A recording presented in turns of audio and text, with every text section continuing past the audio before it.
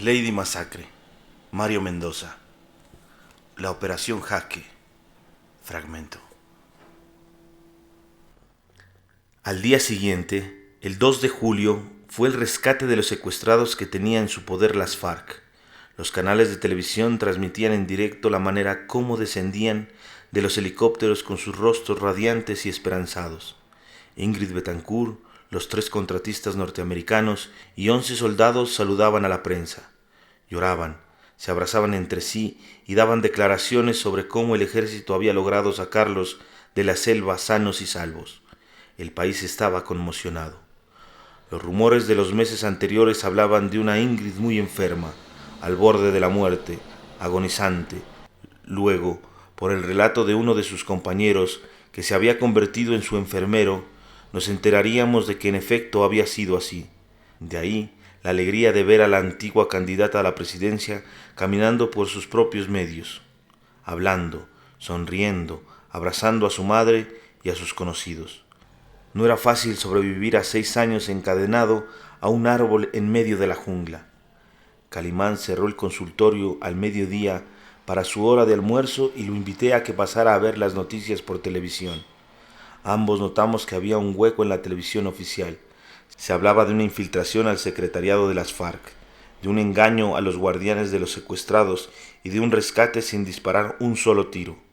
La pregunta era, ¿quién, dentro de las FARC, había decidido cobrar la recompensa, vender a los suyos y salir del país como testigo estrella en los procesos que iban a venir en los Estados Unidos contra narcos, guerrilleros y políticos de la zona, incluyendo a Venezuela, Ecuador y Bolivia, vinculados a la izquierda insurgente?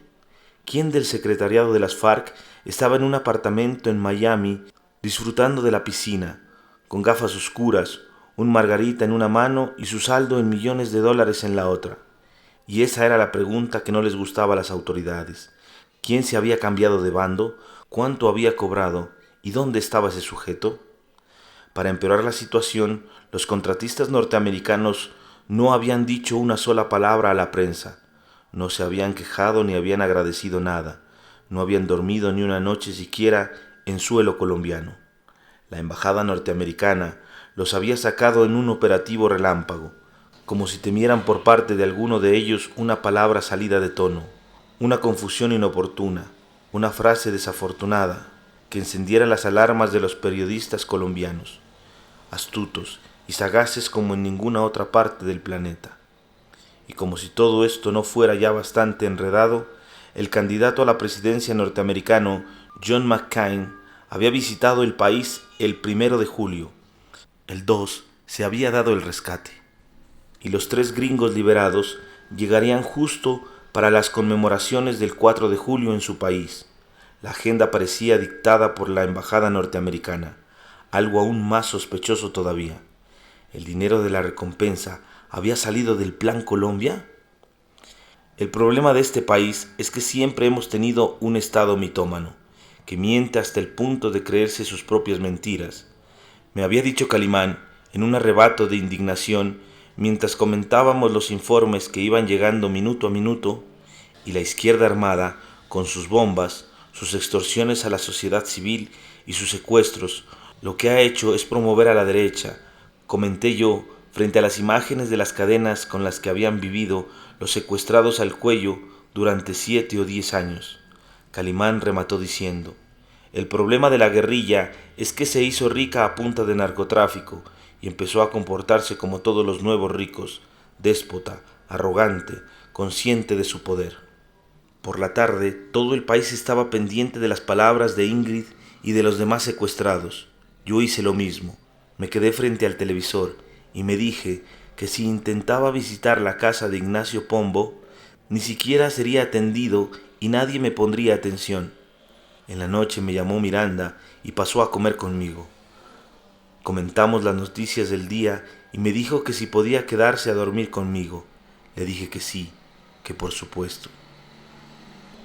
La influencia poderosa que ejercía sobre mí la piel morena de Miranda era tal que a veces sentía que el único antídoto real que existía contra la locura que me habitaba era ella, su sonrisa, su cabellera desordenada, su culo redondo, sus piernas bien torneadas, sus gemidos y frases insinuantes mientras teníamos sexo. Miranda sabía excitar a un hombre comportándose como una zorra en la cama, arqueándose como una gata, llegando al orgasmo entre gritos y susurros de placer. Muchas veces me pregunté si en su pasado no existía una zona turbia, un trabajo vergonzante, si alguna vez o algunas veces no había llegado a la cama a cambio de unos cuantos billetes, y siempre me respondía lo mismo. ¿Qué importancia podía tener eso? Si Miranda se había visto necesitada y había cobrado por unas noches de amor, había vivido de uno o varios amantes que le llamaban para gozar de sus servicios, no era de mi incumbencia, y no cambiaba en nada el afecto real que sentía por mí, un afecto que me había demostrado de mil formas. Muchas veces incluso me había preguntado qué hacía conmigo una mujer tan hermosa y simpática. ¿Qué hacía una joven en la plenitud de su belleza, saliendo con un alcohólico y enfermo psiquiátrico, cuyo único patrimonio era una casa de medio pelo en un barrio de estrato 3? La única respuesta era, por amor, por amistad, por empatía real, y eso dejaba de lado a cualquier pasado siniestro.